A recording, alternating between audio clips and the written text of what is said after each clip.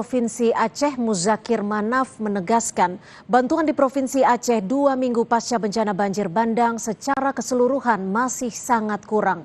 Gubernur Aceh menegaskan jika ada bantuan kemanusiaan yang diberikan oleh pihak internasional, Pemprov akan menerima dengan tangan terbuka. Berikut laporan jurnalis Kompas TV, Dipo Nurbahagia dan Heri Ardi dari Aceh Tamiang yang sudah kami rekam sebelumnya. Ada di Kabupaten Aceh Tamiang. Saya memantau situasi di sini dan salah satu tokoh yang baru tiba adalah Gubernur dari Provinsi Aceh, Muzakir Manaf. Saya ingin coba ajak berbincang sedikit nanti dan juga melihat apa yang kemudian akan dipastikan oleh Gubernur Aceh di posko yang ada di Kabupaten Aceh Tamiang.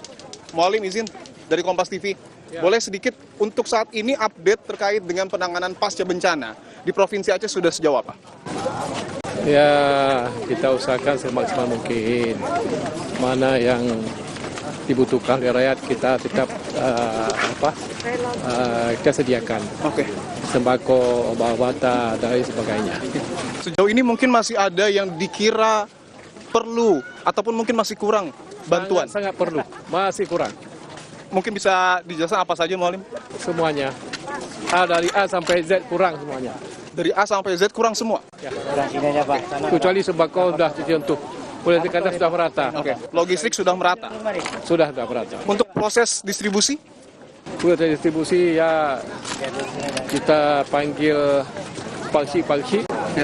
Mana-mana tempat terdapat berat, saya suruh ambil. Oke. Kita buat posko di Lusmawe di pelabuhan.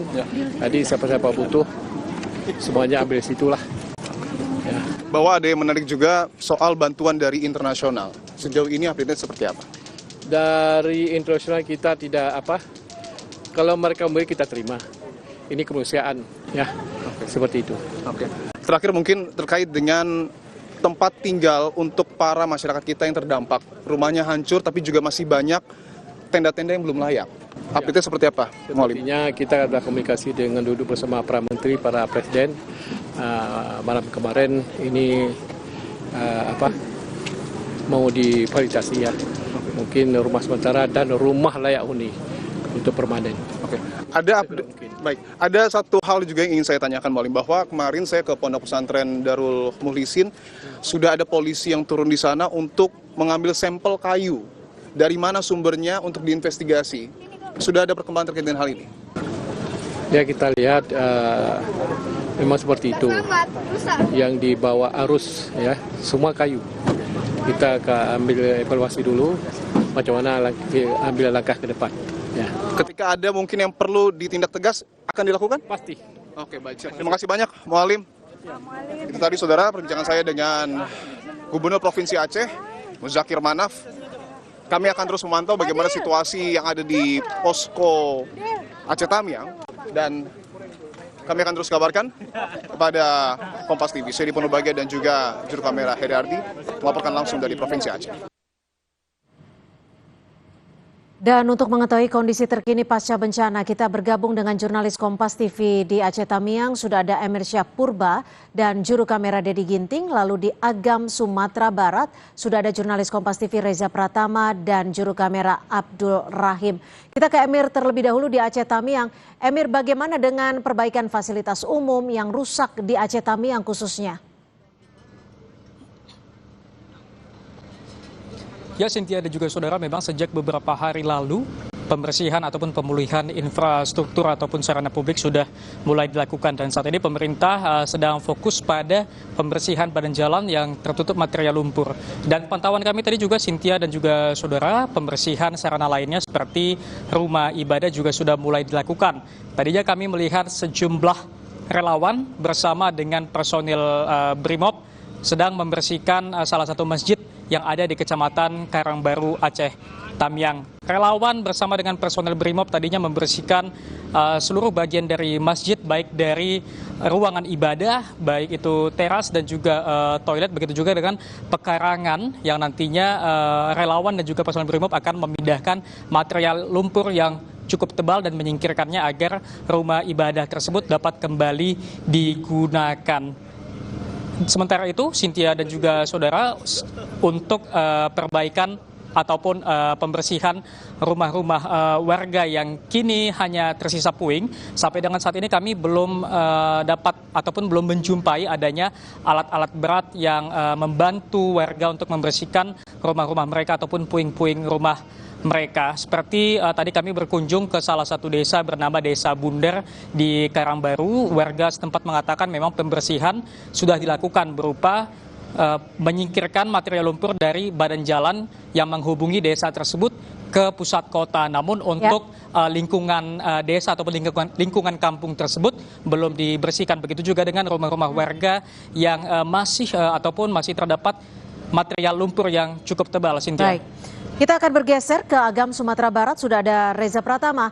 Reza, bagaimana dengan fasilitas umum di sana? Apakah sudah mulai diperbaiki dan progresnya sudah sejauh mana? Lalu bagaimana dengan kondisi warga terdampak, Reza? Ya baik Cynthia dan juga saudara, untuk fasilitas umum seperti listrik memang sudah diperbaiki begitu ya sejak Sabtu lalu. Listrik di Kecamatan Palembayan terutama di Jorong Kayu Pasak, kemudian di Jorong Kampung Tangah ini sudah bisa dialiri listrik begitu ya. Kemudian untuk jaringan telekomunikasi yang beberapa waktu lalu ini sulit sekali untuk diakses begitu ya. Namun kami pantau hingga saat ini jaringan sinyal salah satu operator seluler ini sudah diperbaiki dan saat ini sudah bisa dirasakan cukup merata begitu, tidak hanya di satu titik.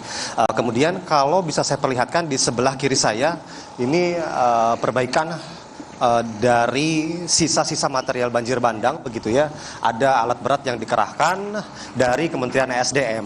Ini alat berat terus bekerja dari pagi hingga malam hari untuk melakukan pembersihan material sisa banjir bandang, lumpur yang tebal di pemukiman warga dan juga lumpur-lumpur yang saat ini menutupi jalan. Hingga saat ini memang jalan raya aspal ini sudah mulai terlihat begitu ya, tidak ada lumpur yang tebal di jalan.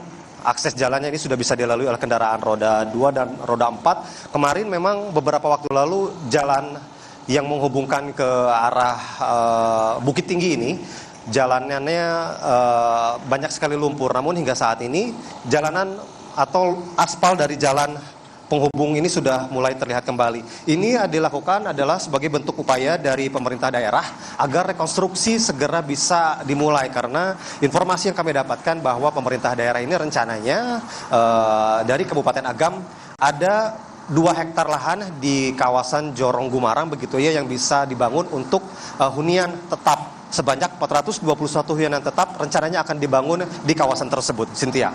Baik, terima kasih atas laporan Anda. Reza Pratama melaporkan langsung dari Agam, Sumatera Barat. Dan sebelumnya sudah ada Emir Syahpurba melaporkan langsung dari Aceh, Tamiang, Aceh. Terima kasih rekan-rekan, jaga kesehatan Anda.